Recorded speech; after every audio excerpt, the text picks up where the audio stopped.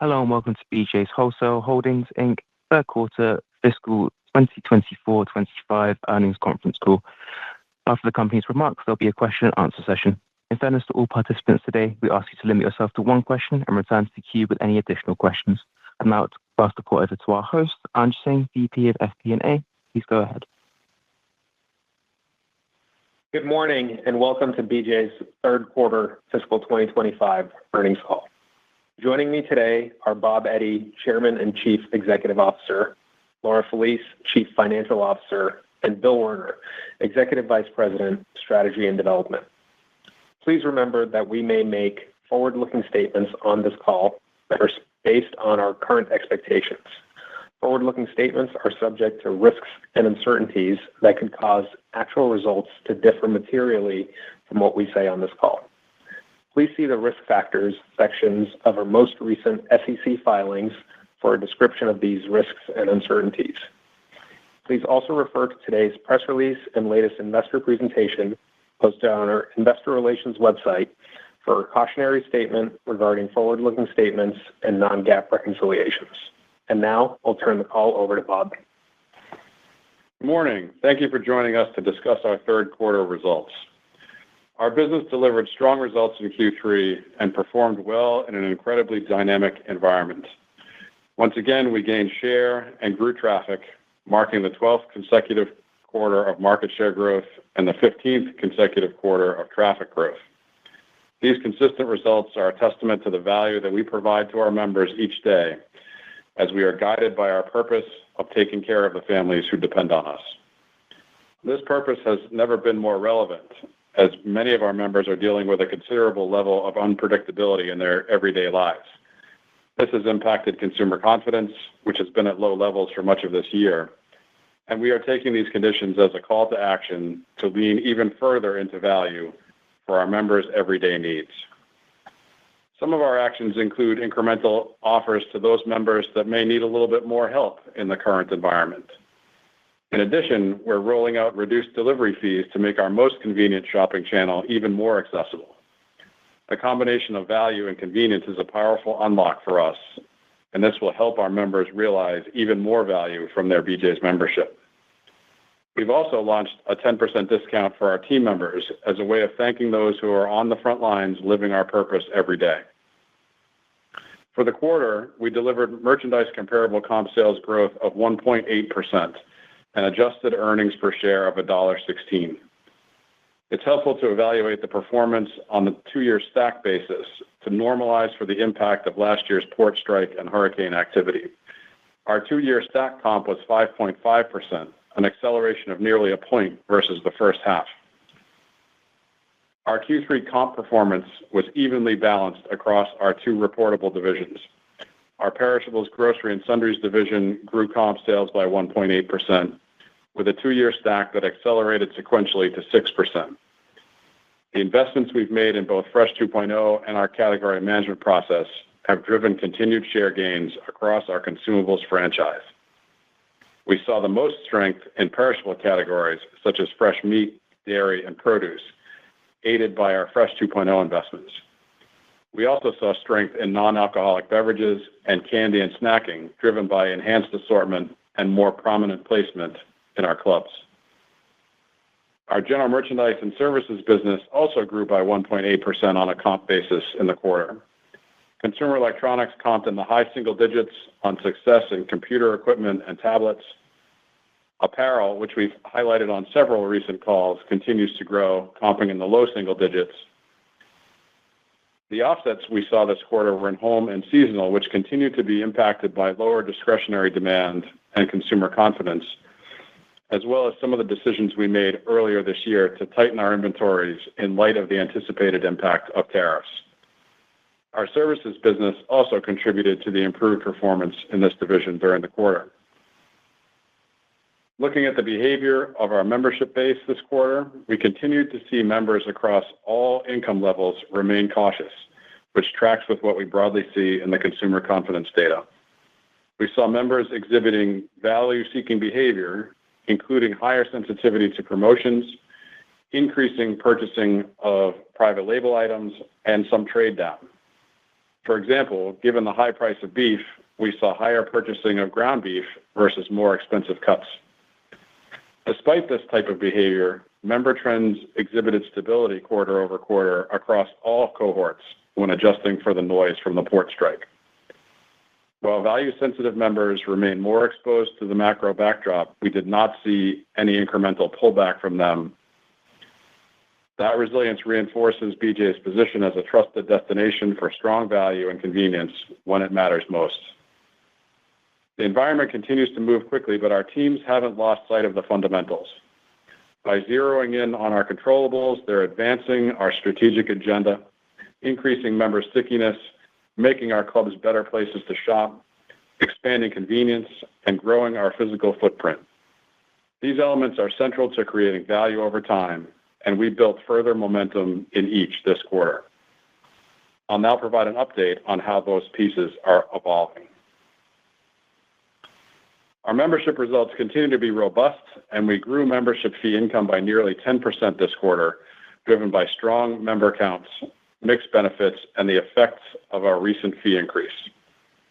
We expect the growth rate to show further improvement into the fourth quarter and to once again deliver a 90% tenured renewal rate for the full year. The core of our membership health is driven by growing the number of members as well as improving the mix of those members. In the third quarter, our higher tier membership penetration reached another new record, improving by 50 basis points sequentially, and we continue to see more opportunity to push here. We would not be able to deliver sustainable membership growth without parallel improvements in our merchandising. We are launching many new own brands products which are aimed at improving the member experience by offering excellent quality at an unbeatable price. Some of the products we are excited about include Wellesley Farms branded tortilla and potato chips, protein shakes, frozen poultry, and coffee pods. This is just a small list of many new high-quality products that we plan to launch at amazing price points. Own brands products have a multitude of benefits as they are typically priced about 30% below national brands while offering comparable quality of national branded items. This gives our members even more compelling value for their hard-earned dollars, which in turn drives loyalty and higher lifetime value. Own brands products also deliver higher penny profit for us, which we can use to invest back into the member experience, further propelling the flywheel that drives our business. We're excited to see how our customers respond to our improved offerings. Our efforts to continue to improve the convenience of shopping our clubs can be seen in the digital growth of 30% this quarter and 61% on a 2-year stack basis, driven by strength in BOPIC, same-day delivery, and Express Pay. We're looking to further drive innovation by utilizing AI to deliver enhanced content, highlights, and attributes, making shopping even easier for our members. We also recently beta launched an AI shopping assistant and personalized member shopping lists, and we're looking forward to taking these live to our members soon. Last but not least, our new club footprint expansion. We opened our club in Warner Robins, Georgia during Q3, and just last week, we opened our 5th Tennessee club in Sevierville. I'm pleased to report that both clubs are off to a great start, joining the class of 2025 clubs that have outperformed expectations, with membership counts 25% ahead of plan. The community reaction at all of our recent openings has been nothing short of phenomenal, and we are proud to serve these communities. Our expansion strategy has been a sustained and accelerating success, with clubs opened over the last 5 years delivering comp performance about 3 times the chain average. On deck for new club openings are Springfield, Massachusetts, Sumter, South Carolina, Castleberry, Florida, Chattanooga, Tennessee, Selma, North Carolina, and Delray, Florida. That will make 14 new clubs for the year, the most we've had in many years. We remain on track to add 25 to 30 new clubs in 2 years, and our pipeline of new clubs is as large as it has ever been. Speaking of our pipeline, we are excited to announce 2 more 2026 openings in Foley, Alabama, and Mesquite, Texas, as well as a relocation of our club in Rotterdam, New York. Mesquite will be our 5th Dallas-Fort Worth club opening in 2026. We've been impressed with the warm welcome we've received as we've introduced the BJ's brand to the market over the past few months, including our Friday Night Lights sponsorships, which was capped off with South Grand Prairie taking home the trophy in the Prairie Bowl, sponsored by BJ's Wholesale Club. The enthusiasm we've seen in these new markets has been awesome, and we can't wait to bring the value of BJ's Wholesale Club to Texas families early next year. As I look at our business, I see improving momentum. Our membership is growing in size and quality. We are making improvements in merchandising and continue to capitalize on the convenience of our digital offerings. And as I just said, our footprint expansion is accelerating and successful. While the short term may be somewhat unpredictable, I'm confident that our company is in an excellent position to deliver value to our members and make good on our commitments to shareholders. We will continue to act with purpose in building our structurally advantaged business for the long term, and you should continue to expect that we will run the business with lifetime value at the core of our actions. Before I turn it over to Laura, I want to thank our team members. Your dedication to serving the families who depend on us and your commitment to supporting one another make BJ's a great place to shop and a truly special place to work. I'm proud of all that we are accomplishing together. Thank you, Bob. I'd like to start by recognizing the outstanding efforts of our team members in our clubs, at our club support center, and throughout our distribution network. Your hard work and commitment to serving our members and communities are instrumental in delivering a solid quarter and advancing our long-term growth agenda. Let's look at our third quarter results. Net sales for the quarter were approximately $5.2 billion, growing 4.8% over the prior year.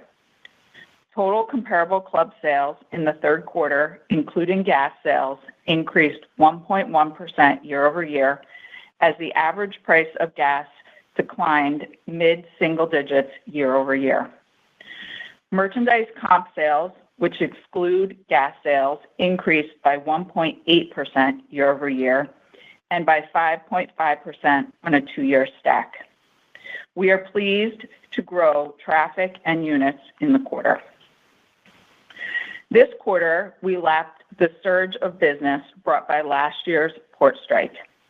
At this time last year, we estimated it to have contributed about 1 point of comp in September. Moving to this year, September was by far the weakest month as we comped the strike, with August and October generally performing in line with our expectations. We believe it may be helpful to evaluate trends on a two-year stack basis to assess the business, and I'll reference this metric in my overview. Our third quarter comp in our grocery, perishables, and sundry division grew 1.8% year over year with a two-year stack of 6%, showing slight acceleration versus the first half. Our general merchandise and services division comp also increased by 1.8% in the third quarter, with a two-year stack of about 2%, an improvement versus the declines seen in the first half. As Bob noted earlier, traffic and market share grew again in this quarter, and we experienced approximately 1 point of inflation.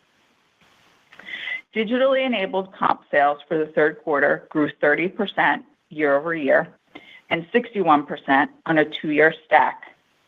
Our digital business's performance is an affirmation of the values our members find in the improved and dramatically more convenient shopping experience. We find that the members that engage with us the most digitally and utilize all of our offerings end up being the most valuable members with the highest lifetime value. We will continue to invest in our digital capabilities to gain even more wallet share of our members. Membership fee income, or MFI, grew 9.8% to approximately $126.3 million in the third quarter on strong membership acquisition and retention across the chain. We also continued to benefit from the fee increase that went into effect at the beginning of the year. Our underlying member growth remains healthy, and we continue to improve the member mix. Moving on to gross margins, excluding the gasoline business, our merchandise gross margin rate was flat on a year-over-year basis as we continue to invest in our business and in our members, along with execution towards our longer-term objectives. We expect to continue to invest in Q4 and beyond as we lean into our purpose and do the right thing for our members, which will be the right thing for us in the long term. SG&A expenses for the quarter were approximately $788.2 million and deleveraged slightly as a percentage of net sales year over year. Adjusting for the legal settlement benefit that we realized last year, SG&A as a percentage of net sales was about flat year over year. We continue to grow comp gallons and gain share in our gas business. Our comp gallons in the quarter grew 2% year over year, a nice improvement versus Q2's flat performance, and again, significantly outpaced the industry, which declined low single digits on a comp basis over the same time frame. We have been in a much less volatile gas margin environment this year, with profitability just modestly ahead of our expectations in Q3. Our third quarter adjusted EBITDA was down about 2% year over year to $301.4 million, owing largely to lapping the benefit of a legal settlement last year. Adjusting for the settlement, adjusted EBITDA grew approximately 5% year over year on higher top line and strong cost discipline. Our third quarter effective tax rate was 26.9%, slightly lower than our statutory rate of approximately 28%. All in, our third quarter adjusted earnings per share of $1.16 decreased approximately 2% year over year due to the legal settlement. Adjusted earnings per share grew approximately 8% year over year, normalizing for the settlement benefit last year. Moving to our balance sheet, we ended the third quarter with total and per club inventory levels down 1.5% and 5% year over year, respectively, while our in-stock levels increased by 90 basis points. Note that we are operating 9 more clubs in our chain compared to a year ago. The favorability in our inventory investment continues to be related to reduced inventory buys. I'm proud of our team's hard work to stock even more of our merchandise our members want while improving the operating efficiency of our business. This is yet another driver of the flywheel with which we can pass along even more savings to our loyal members. Our capital allocation strategy remains consistent. We believe profitably growing the business is our best use of cash, and investments to support membership, merchandising, digital, and real estate initiatives will continue to be funded by our cash flows. We ended the third quarter with net leverage of 0.5 turn. Share buybacks are a key component of our capital allocation framework, and in Q3, we took advantage of the lower share price and repurchased approximately 905,000 shares for $87.3 million. As of quarter end, we have approximately $866 million remaining under our recently renewed repurchase authorization. We will continue to take a disciplined and balanced approach to deploying our capital to maximize shareholder value. Looking ahead to the remainder of the year, we are confident in the momentum of our business and our ability to deliver sustained growth, especially in an uncertain economic backdrop. Our teams are focused on controlling the controllables while executing towards our long-term objectives. With regards to guidance, and as we have been speaking to on this call, the macro environment is challenging. We have made decisions to be prudent with inventories in the face of this environment, challenging our ability to grow general merchandise sales. We made that choice in order to allow continued investment in member value in the rest of the business.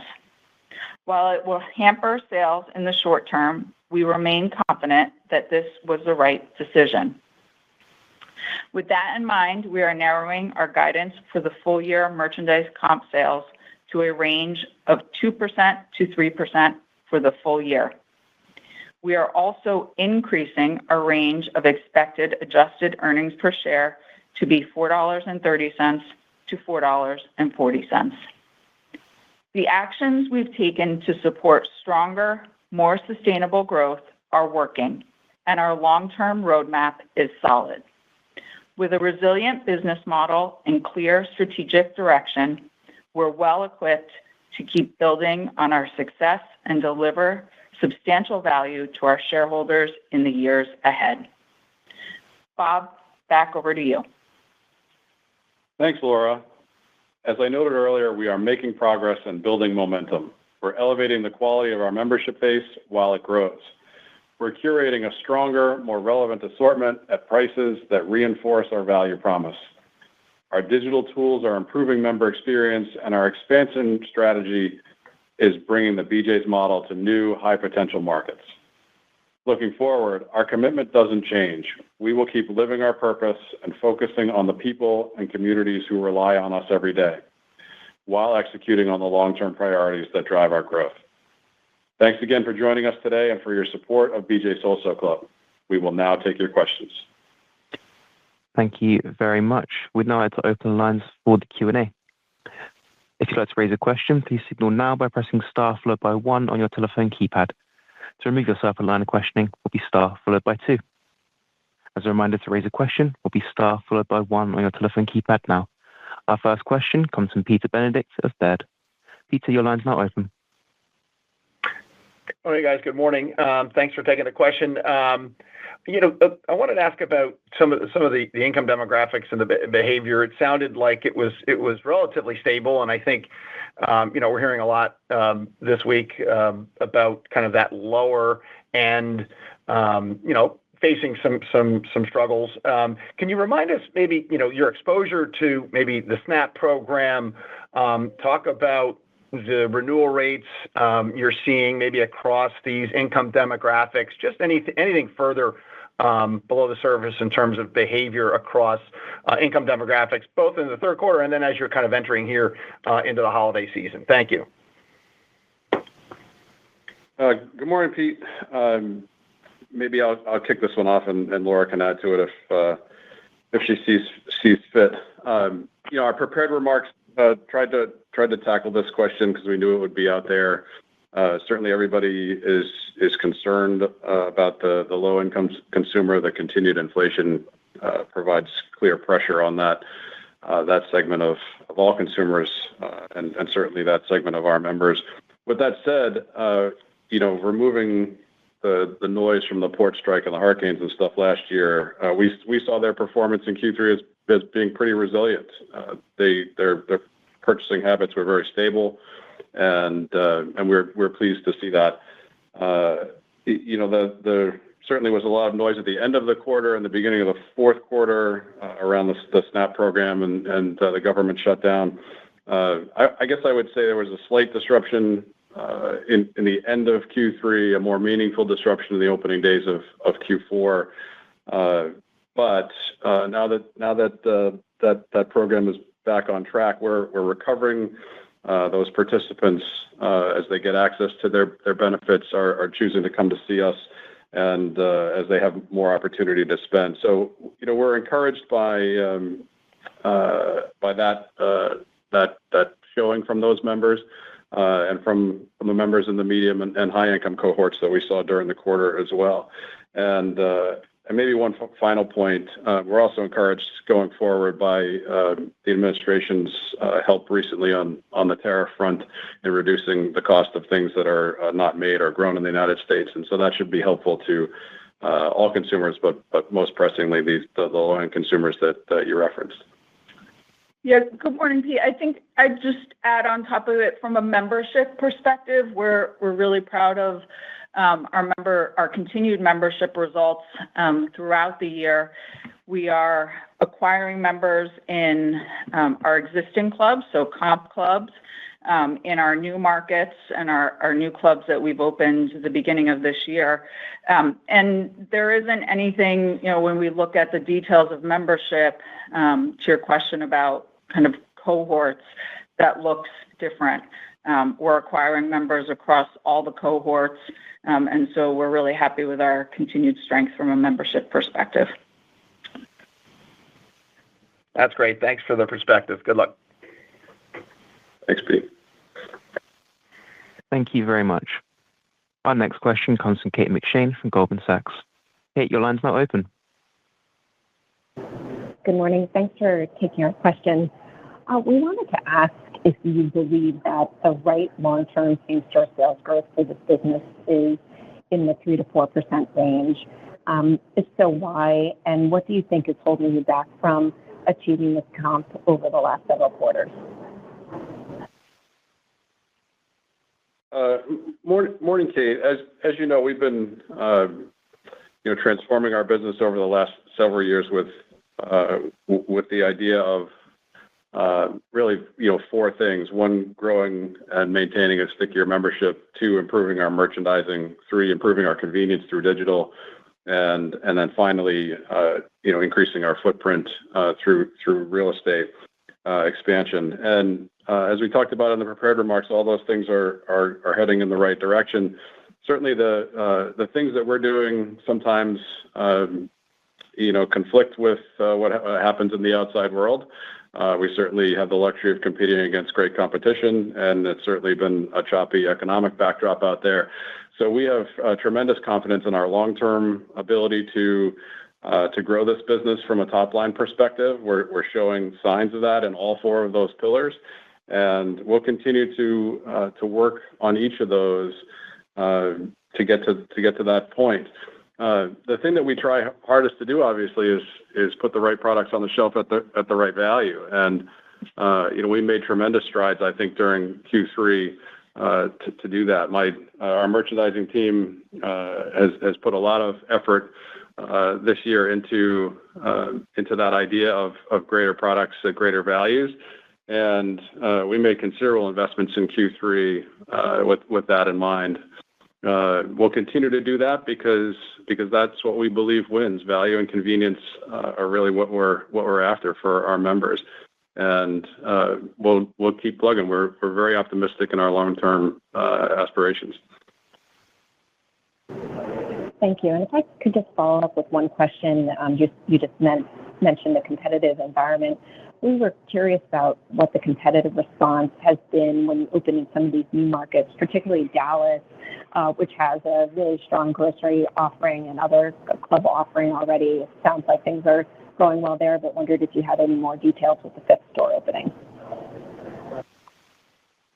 Sure. The real estate growth story, and I'll let Bill talk about it since he's the architect of it, is a great one. It's certainly a continuing sustained success and getting even faster with 14 clubs this year in lots of great markets. Those clubs are doing really well, and so we're very enthusiastic about this ability to grow our company, and we've been received well in the markets that we've entered. So why don't I let Bill talk a little bit more about it? Yeah. Hey, Kate. Good morning. I think, as Bob mentioned, we're really proud and excited about the success of the new clubs this year thus far and what's left to come for this year. And then as we look forward into Dallas next year, the prospect of going in and winning in that market is really important to the team. We've talked about it a couple times on these calls that the culture that we've built around new clubs is really important, and the team's executing at the high level. As we look back at this year so far, I think 2025 will go down as the best class of new clubs as far back as I can remember, with the success we've had with our 8 openings to date now and 6 more to go for the rest of the year. What we're seeing so far in those new clubs that haven't opened yet, with pre-opening membership and the engagement in the community, we know that they're going to be outperformers as well. And so as we take that momentum from this best class of openings into next year, into Dallas, combined with the work that we've done in the market of raising awareness for our brand and engaging with the community, we have a ton of confidence that not only will we compete, but we'll be in a position to have great success there.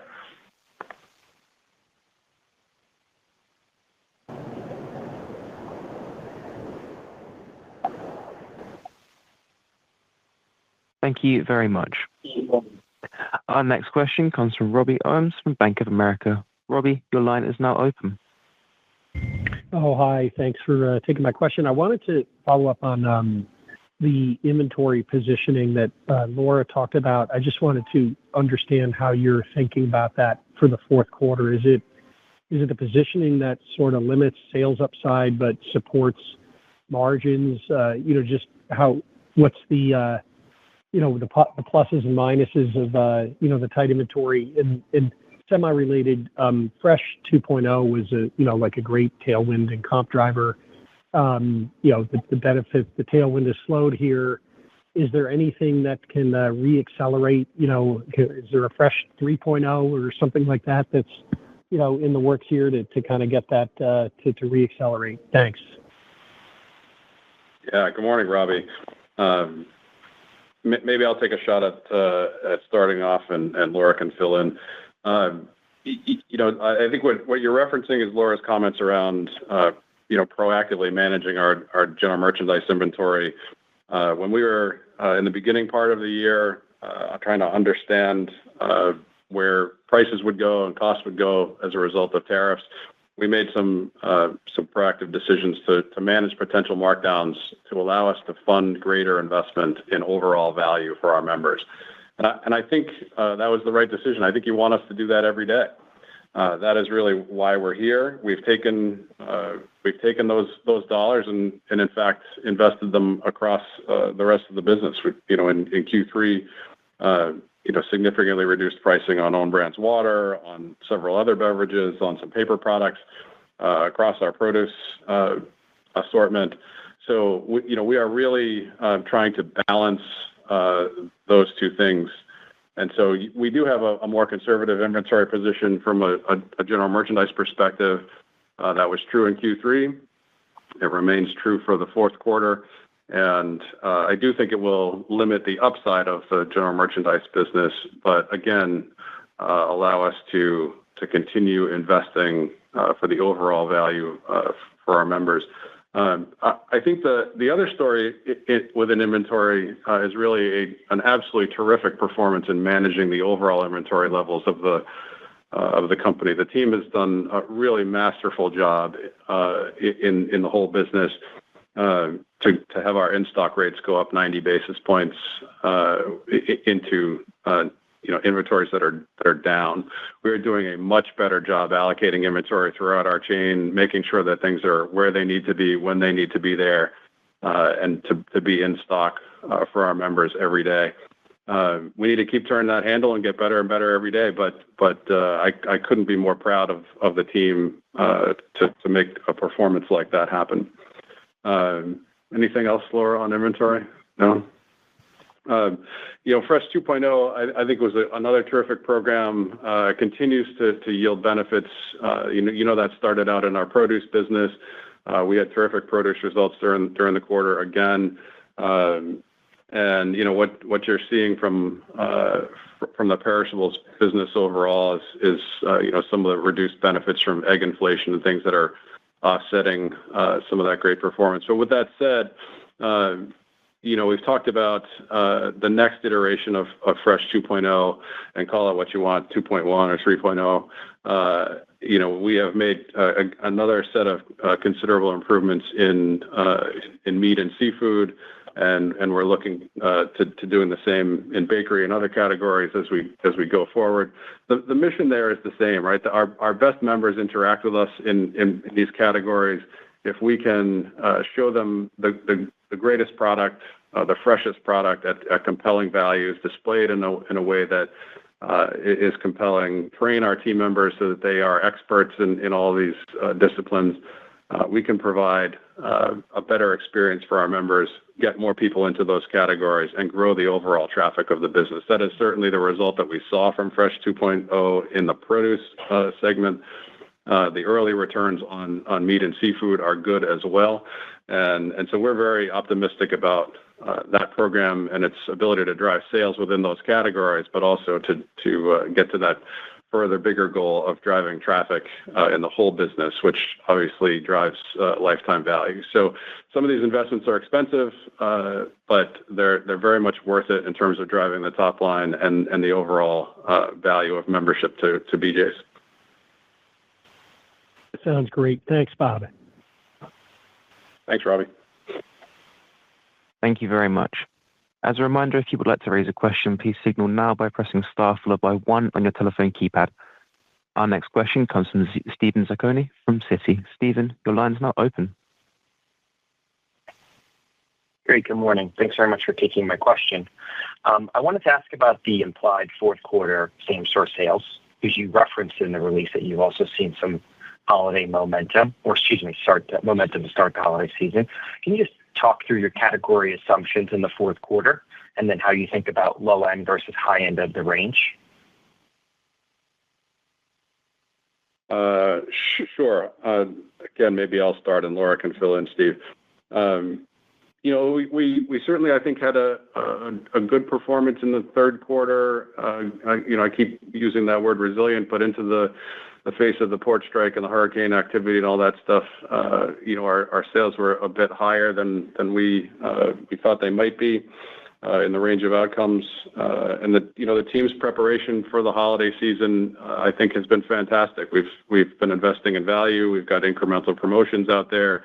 We're continuing our really successful free turkey promotion, where if you spend $150 in one basket, you can get a free turkey for your family for Christmas.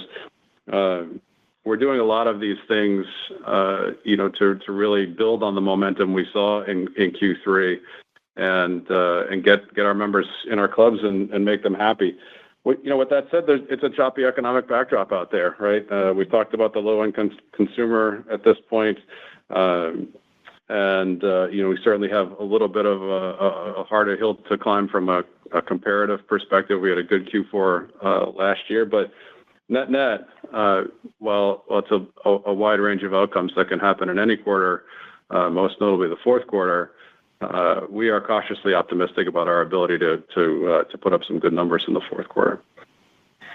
Yeah. Good morning, Steve. The only thing I might add to all the commentary Bob just said is I'd remind you about our inventory positioning that would be already talked about for general merchandise.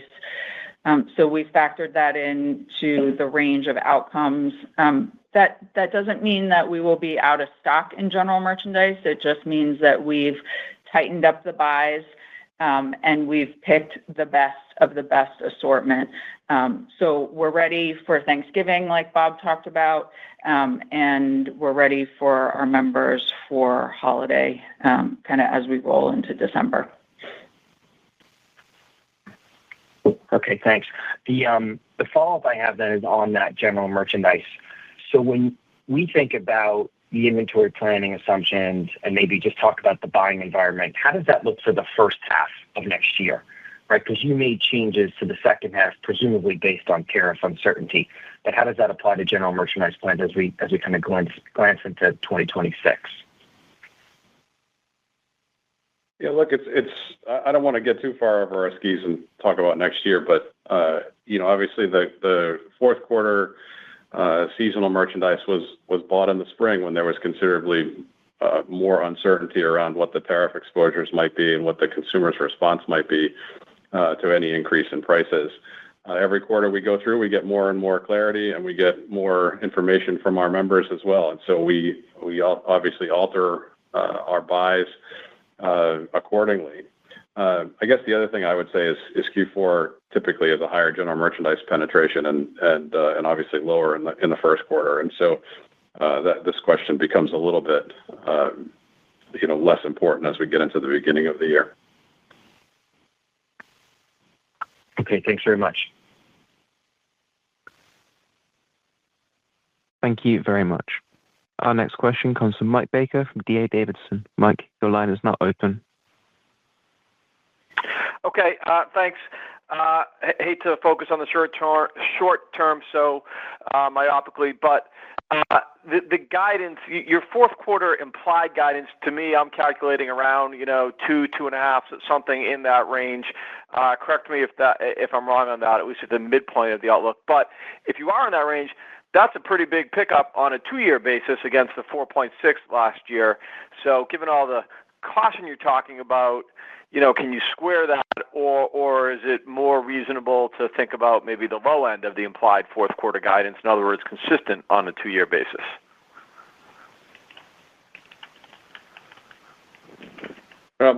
Morning, Mike. Look, let's just focus on the fact that we're cautiously optimistic. As I said earlier, we've done a lot of planning, a lot of action around providing our members the right products at the right value. We talked about incremental promotion and building into that. We're certainly where we need to be from a digital perspective. People are loving interacting with our digital properties to get what they need from a convenience perspective. And we are trying to act within our purpose and take care of the families that depend on us, and that is all those things, right? Getting the products on the shelf. We're doing a fantastic job doing that in an improved way. Putting sharper prices on things, which we again had considerable improvements in during the quarter, and really trying to take care of all the different communities within our membership. And we talked a little bit in our prepared remarks about our team members. Maybe I'd take 1 minute to thank those team members out there every day taking care of our members. They have the hardest job in our company, and guys, I'd really like to thank you for all your efforts.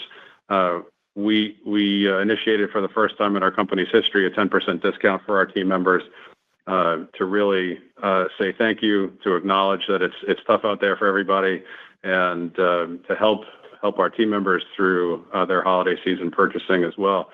So I think we have a lot to be proud of. I think we have some momentum coming out of the quarter. The early days of Q4 have been reflective of that momentum, but we understand that there's a lot of road to go throughout the quarter. We're only a couple of weeks in. This weekend and next week are huge for the quarter, as are the remaining weeks in December. So we feel like we're in a good spot, but it's very, very early. And so that thought process really is what drove us to have the guidance that we put out there. Okay, great. Fair enough. I'll keep it to the one question. Thank you. Thanks, Mike. Thank you very much. Our next question comes from Ed Kelly from Wells Fargo. Ed, your line is now open. Hey, good morning. This is John Park on for Ed. Thanks for taking our question. It sounds like the messaging is that you've been investing in price, but I guess merch margins were flat. So I guess what are some of the offsets and gross margins that helps you get there? And then anything on Q4 merch margins and how we should think about that? Morning, John. We certainly have invested. We widened our price gaps in Q3 considerably with those investments versus competition. So I'd like to say thanks to our merchandising team for making those moves. It's important to our company, important to our members for sure. And we have many different levers to offset that throughout the business, not just within the margin construct. We will try and be as efficient as possible throughout the business to fund investments in member value. Certainly, some of the offsets that you might think about within the merchandising world would be being more efficient in the distribution centers, trying to be more efficient from a trans perspective, growing our retail media program, which has been growing very, very nicely. The team's doing a great job there. There are many different things that we've tried to do so we can pass more value back to our members, and we'll continue to do that. Got it. Great. Thanks a lot. Best of luck. Thanks, John. Thank you very much. As a reminder, if you would like to raise a question, please signal now by pressing star followed by one on your telephone keypad. As a reminder, to raise a question will be star followed by one. Our next question comes from Simeon Gutman from Morgan Stanley. Simeon, your line's now open. Good morning. This is Pedro Gil on for Simeon. Thank you for taking our question. Nice job continuing to grow your digital business. Really impressive. Could you comment on the work you're doing in retail media there? And also more broadly, we've heard some of your peers recently announcing partnerships in agentic commerce. Could you give us an update how you're thinking about the AI opportunity in e-commerce? Sure. Good morning. As we've talked about, our digital business is an important part of our strategy. It has been growing by leaps and bounds for years now. 30% during the quarter, over 60% in a 2-year stack. It is approaching 17% of our sales at this point. We are at a point that, frankly, a few of us didn't think we'd ever get to, and so we have a lot to be proud of there. It all comes on the back of convenience. We have an incredibly talented digital team that builds these capabilities for our members to help them get access to tremendous value in a more convenient way than they otherwise might. Most of our business, as you know, is in what we call BOPIC, buy online, pick up in club, as well as same-day delivery, as well as express pay, where you check out in the club using your phone. Well over 90% of our total digital sales are fulfilled by our clubs, so we are efficiently building this business. It is certainly a money-making opportunity for us. We are really pleased with the way that it's growing. Included in there is our retail media program that you referenced, and I talked a bit about it a few seconds ago. While still small, our team has been growing that quite nicely as well as we improve our website, as we improve the way that we partner out there with our advertisers, the way that we really coordinate between our different properties, whether it's our website or our app. We are coming up with more ways to engage our members and allow our advertising partners to reach our members with compelling values that first and foremost help our members, but also help us and our advertising partners. So we will continue to invest in that business in the future. Again, it's still small, but it is growing quite nicely and allows us to make other investments in member value as we go forward. Everyone talks about AI. We are no different. AI is a big part of our future. It is most notably used in our digital group at this point, and the use cases would not surprise you.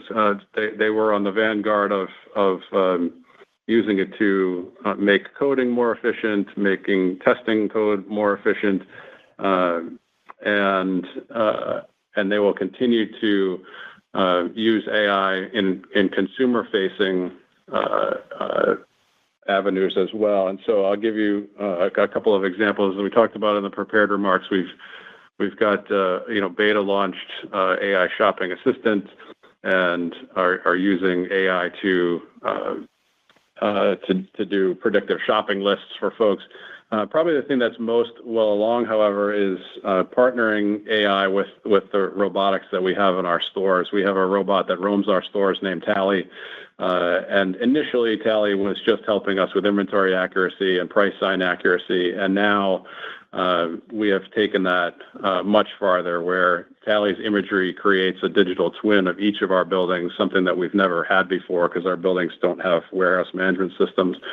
And that has enabled really cool things from an operational perspective, where not only are we getting better inventories and better pricing accuracy, but we are efficiently spotting problems for our team members to take care of. We are efficiently generating to-do lists for our team members in the clubs.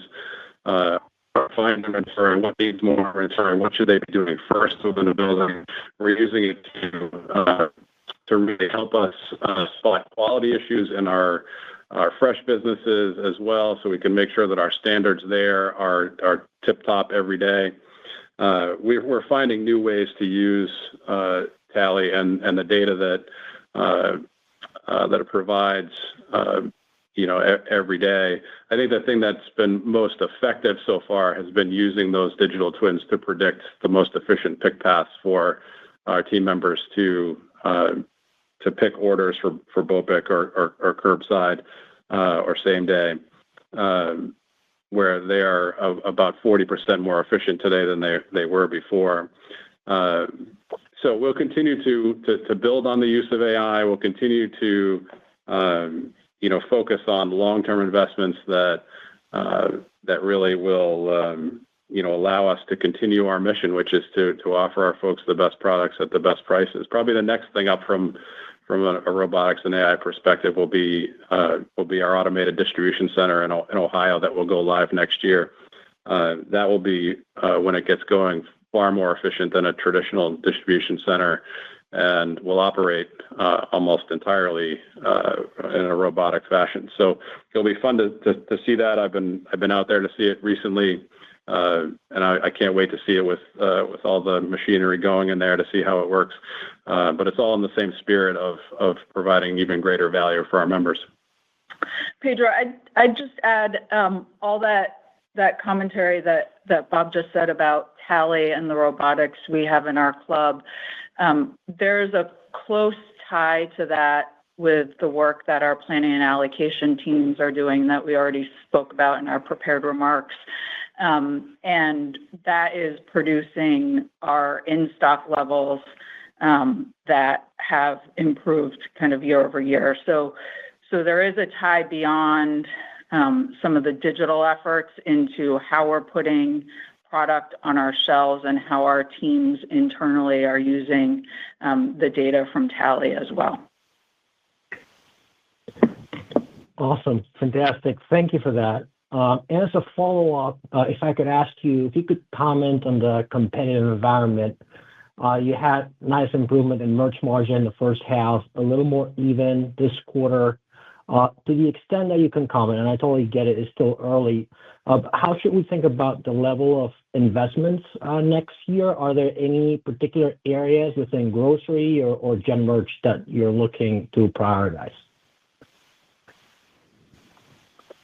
Look, I don't want to talk too much about next year, but I would just echo the comments that I've already made around the fact that our job is to provide our members great value every day. We've made considerable investments all year in doing so, and I've been pretty creative to find ways to fund it.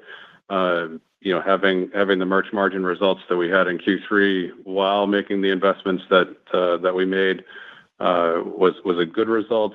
I would anticipate further investment going forward as the competitive environment out there is I think consistent, but it's consistently competitive, and we need to continue to do our jobs to reward our members for their faith in us and the membership fees that they pay. So we will continue to try and ride that balance between margin and value, but we will always err on the side of value to try and operate the business for the long term. Okay, great. Thank you. You bet. Thank you very much. As a reminder, if you would like to raise a question, please signal now by pressing star followed by 1 on your telephone keypad. Our next question comes from Chuck Grom from Gordon Haskett. Chuck, your line's now open. Hey, good morning, guys. On the margin front, just to move down the P&L a little bit, your SG&A per square foot levels have been really tight, which is good, but your peers are up a lot, suggesting maybe some investment in technology in other areas. So I guess my question is, how sustainable do you think maintaining that SG&A per square foot at that level over the next couple of years, particularly as you move into Texas? Yeah, it's a good question, Chuck. Good morning. Our teams have done a good job over time being very efficient with our buildings, making sure that they're in good shape. They're in far better shape today than they were 5 years ago. With that said, we need to continue to do that and maybe even accelerate it. I think one of the things that we're seeing out there is is our competitors getting sharper with their boxes. And so we will, we will have to continue to do that, not just because of the competitive environment, but we want to show our members the best box we can every day. And so I would imagine we'll spend some capital going forward remodeling our boxes. We will obviously continue to spend into our new club pipeline as well, and we'll do that as efficiently as we can, but obviously with an eye for the long term. Yeah, hey Chuck, it's Bill. I'll just tack on to that as well. In addition to our existing clubs, for the first time ever, we've really started to build a relocation program for some of our older clubs as well. So we had great success with our recent relocation in Mechanicsburg, PA. We announced this morning that we're going to relocate Rotterdam next year. And so it's not just an eye to our existing clubs, but also to the long-term future of these strong markets where we may have buildings that are a little bit on the older side. We're taking the opportunity to invest into the future there as well. Gotcha, great, thanks. And then on general merchandise, right, like up 1.8% on the stacks, much better than the front half of the year, even with limiting inventory. You talked a little bit about the category improvement. I guess, what do you think it's going to take to get home and seasonal to catch up to CE and apparel and other areas? And then I guess anything that you guys are excited about as we walk stores over the next couple of months into the holidays. Thanks. Yeah, sure. Maybe I'll start and you guys can pick up. Look, I think we've done some great things from a general merchandise perspective. As we talked about, we had a strong showing in Q3 from a consumer electronics perspective and from an apparel perspective. Consumer electronics has been a hallmark of GM for a while. It's always been a pretty good business for us, and it gets better. We have very talented merchants in that group. Our apparel team has done a great job over the past few years. Really making sure that we simplify our assortment and bring in better brands, put great value out in front of our members every day. We need to continue to do those things, right? We might need to simplify our assortment a bit more. We need to continue to put great brands out there and put fantastic values on there as well. We need to apply those same lessons to the rest of the business, and we are actively at work on those things. We've seen some green shoots in previous quarters. We've talked about those with you, like toys and some of our gifting in previous quarters. I like our toy assortment this year as well, and I'm excited about the way our gifting looks in the front of our clubs as well. But we need to have more sustained transformation in home and in seasonal going forward. These are probably the toughest categories, particularly the seasonal categories, maybe in the building, but certainly among the GM categories, these are really tough categories. You need to be right on trend. You need to be right on style, on color, on price point, all sorts of different things. And while we've made strides, we're not done. We're not satisfied with where we are. We need to continue to turn the crank and get better going forward. So we were under no illusions that renovating general merchandise would be easy or short in tenure. We've had nice success in the past, and we need to keep investing in that business because it is such an important part of the wholesale club model, where it provides that treasure hunt, that emotional connection, those cool wow items that are so important to driving incremental trips, and quite honestly, that question around membership renewal is not only tightly linked with the grocery business, but it's really tightly linked with our general merchandise business. When you can have more opportunity to save your entire membership fee in one purchase, rather than stacking up just good values on smaller ring items. You can save a couple $100 on a television or a mattress or a great seasonal item. That becomes a really important part of our overall long-term growth of our company. So let me see if the guys want to pile on. No? All right. So we're happy with our GM so far. We've got to get better, and we'll continue to work at it. Great. Thanks a lot. Happy Thanksgiving. You too. Thank you. Thank you very much. Our next question comes from Rupesh Parikh from Oppenheimer. Rupesh, your line is now open. Good morning. Thanks for fitting me in. So just going back to your commentary about 2025 clubs, the membership counts 25% ahead of plan. What do you think is contributing to that significant outperformance? Hey, Rupesh, it's Bill. I always come back to the success with the new club program comes back to the culture that the team's built. I think I've mentioned this a couple times on previous calls that everyone that is involved with the new club program internally is fully engaged and fully bought in and wants to see us be successful. So, we started this program way back in 2016, and the reps that we built along the way, we talked about the goal of making the next opening the best opening in the history of the company. Opening a new club where you have to build up, especially in a new market, a membership base entirely from scratch is not easy to do, and it takes a lot of practice and a lot of learnings to do it right. And we're executing at a higher level than we've ever executed. And as we think about going into the Dallas-Fort Worth market next year, as well as all the other markets, a market like Foley, Alabama, that we announced this morning is a really cool, unique market, and we're going to be really excited to be there. And we wouldn't be able to do that. We wouldn't have the confidence to do that without all the success that we've built up to this point. So, like I said, we're really pleased with what we've done here in 2025. It really has been probably the best class that we've ever opened, in at least as far as I've been here. And it gives us a lot of confidence going forward. So, more to come, but excited about what we've accomplished. Great. Thank you. I'll pass along. Thank you very much. This marks the end of the Q&A session. I'd like to hand back to Bob Eddy for any closing remarks. Great. Thanks, Carly. Thanks, everybody, for your attention this morning, for your thoughtful questions, for your interaction, your support of our company. I wish you all a happy Thanksgiving, and we'll talk to you at the end of the fourth quarter. Thanks so much. As we conclude today's call, we'd like to thank everyone for joining. You may now disconnect your lines.